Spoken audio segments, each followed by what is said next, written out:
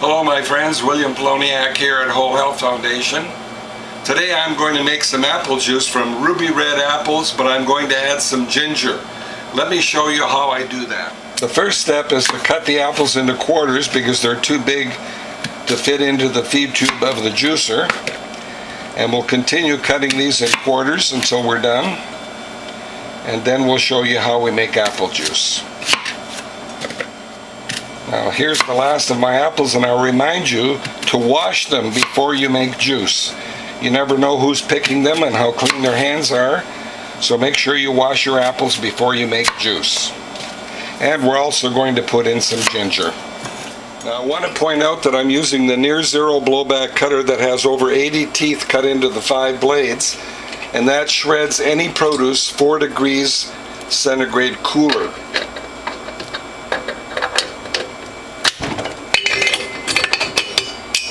And even though this is such a small batch, we don't need the thermometer. I'm going to plug that in.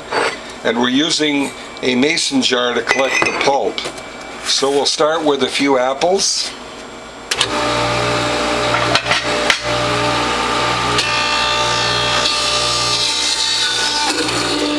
And we'll continue like this until we're done.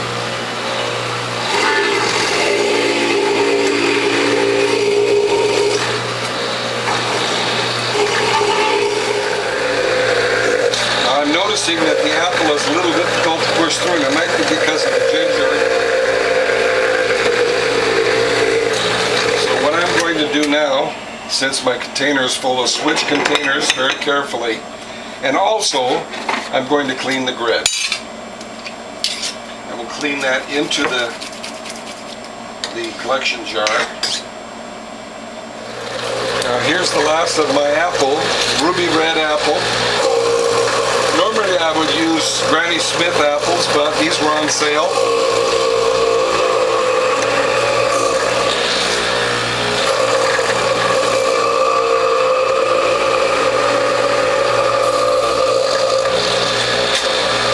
Now one thing I want to point out about this feed tube that I absolutely love, and that is that you can see in here, and you can see whether the produce is all shred or not. And I notice in here a few skins of the apple, so what I'm going to do, and what I always do, is put in a little bit of pulp to force anything through that might or might not be shred. Now I keep 2 of every kind of fruit cloth in the freezer, and this one is for apple.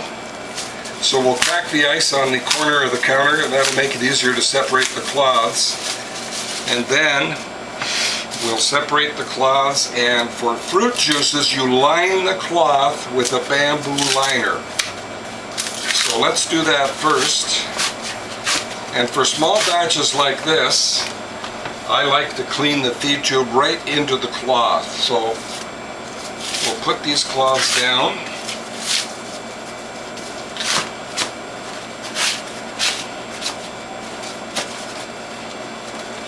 And we'll line it with the bamboo liner.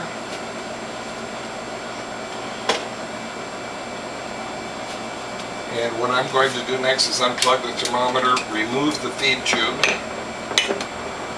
and clean it. I'm going to clean it into the cloth.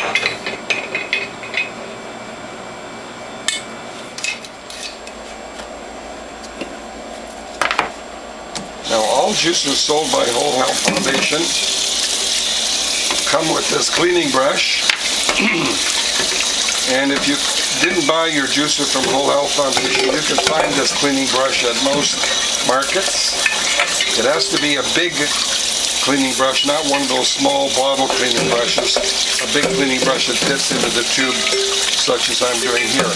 And I remind you, always clean your feed tube every time you use it.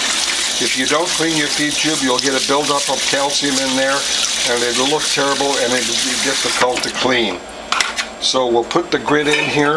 Now with a wet brush and a sponge down here, I'm going to clean the front of this round escutcheon.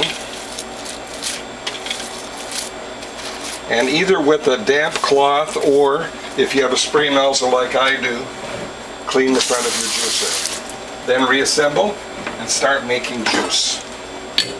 And remember, when you reassemble, the cutter is never left on the shaft. The cutter always goes on top with the hole facing down. Now, the first step is going to be to take half of each of these containers. A half a container is approximately one cloth full of pulp. So let's fold the bamboo liner over in thirds, as I'm doing here, and then as tight a package as you can make, fold the cloth over the bamboo liner and set it aside, because we're going to press 2 cloths full of pulp at one time. So we need another bamboo liner here. We'll take it off the roll. These rolls of bamboo liners are an exclusive product of Whole Health Foundation. They're made from wild organic bamboo. Now, always hit it on the side, never on the bottom. If you hit it on the bottom, you're going to force your pulp to go up. So let's use a spatula to get any pulp that's in here. 2 cloths into the press, and this is very, very important. Centered left to right, centered front to back, all the way back, back it off a little. Now the reason you back it off a little is you don't want it to go up too fast, especially with fruit that's very, very slippery. So let's take this juice that's in the collection container, pour it into the collection bowl. And now I remind you, never throw away your pulp. What you do is you open up the bamboo, put more pulp on top of the already pressed pulp, so we'll put half of this container on there. That's about right. Fold the bamboo over the cloth again. And you notice the bamboo burst a little bit at the corners. That's very normal. There's a lot of pressure here, so we use bamboo to minimize cleanup. I'm going to fold that, flatten it, set it aside, and again reminding you, you never throw away the bamboo until the very, very end. And at the end, I'm going to show you how to get 10% more juice by repackaging this again. So we'll take the rest of the pulp, and we'll need that spatula.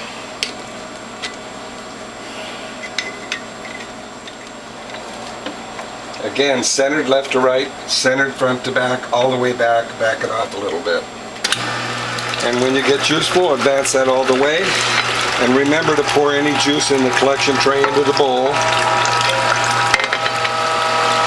Now, I want to point out one thing. This solid bottom plate on a Whole Health Foundation model enables you to leave this press up as long as you want, a minute or more.